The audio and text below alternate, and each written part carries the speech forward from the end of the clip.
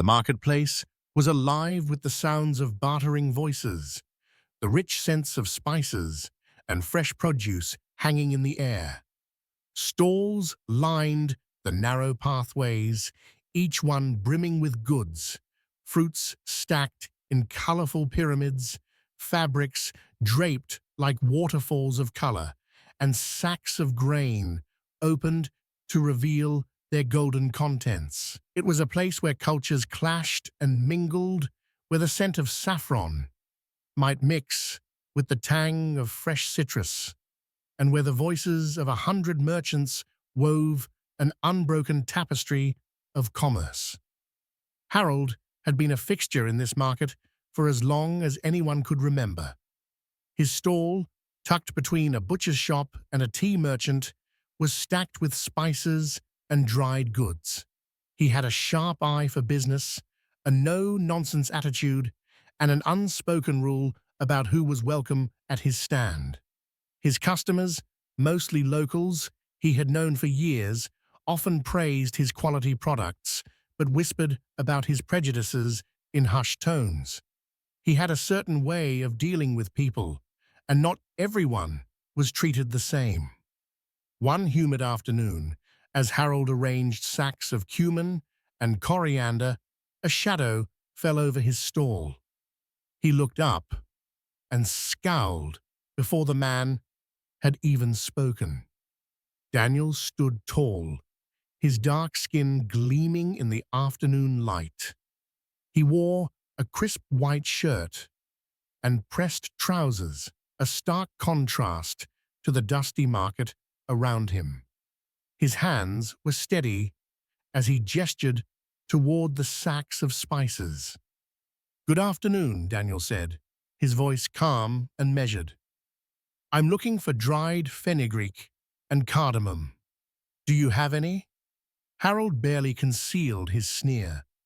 He glanced at Daniel's outstretched hand, then at his face, then turned back to his spices without answering. Daniel waited, unfazed. He had dealt with men like Harold before. He had learned long ago that confrontation would only harden their hatred. Instead, he repeated his request, his voice even softer this time. "Fenugreek and cardamom. I'd like to buy some." Harold grunted. "Ain't got none. Try somewhere else."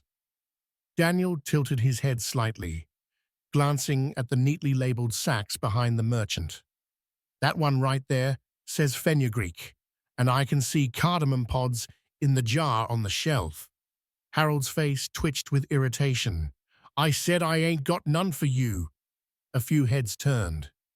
A nearby vendor, selling fresh dates, cast a wary glance in their direction, but no one said a word. Silence was the usual response when Harold behaved this way. People had learned to ignore his moments of bias. Easier to pretend it wasn't happening than to challenge an old man set in his ways. Daniel smiled faintly, his patience unwavering. "Are you refusing to sell to me?" Harold wiped his hands on his apron and shrugged. "I sell to who I want. Ain't got to explain myself to you." The moment stretched, thick with unsaid words. Then Daniel reached into his pocket, pulled out a few crisp bills, and placed them on the counter. "I believe this should cover the cost. I'll take a pound of fenugreek and half a pound of cardamom." Harold stared at the money as though it were tainted. He made no move to take it. Daniel didn't back away. He remained standing, hands at his sides, his expression calm. "You've got two choices. You can take my money and complete the sale, or you can refuse outright and let everyone here see the kind of man you are. But understand this, your actions will not go unnoticed." A murmur rippled through the market. A few merchants shifted uncomfortably. A woman clutching a basket of pomegranates hesitated, her eyes flickering between Harold and Daniel. For a long, tense moment, Harold didn't move. Then, with a scowl, he snatched up the money, weighed it in his palm as though it carried an unbearable weight, and reached for the spices. He scooped them into paper bags, slamming them onto the counter with unnecessary force. "There, take it and go." Daniel picked up the bags, his smile never faltering. "Thank you."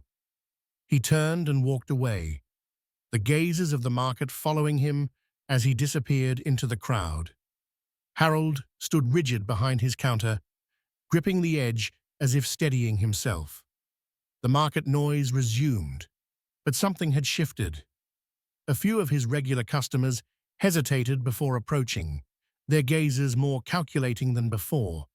Later that evening, as Harold counted his earnings, the memory of Daniel's unwavering patience lingered.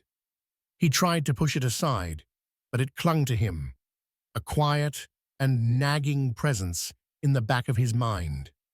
And so, the market continued, but the mirror had been held up, and the reflection it showed was not so easily ignored.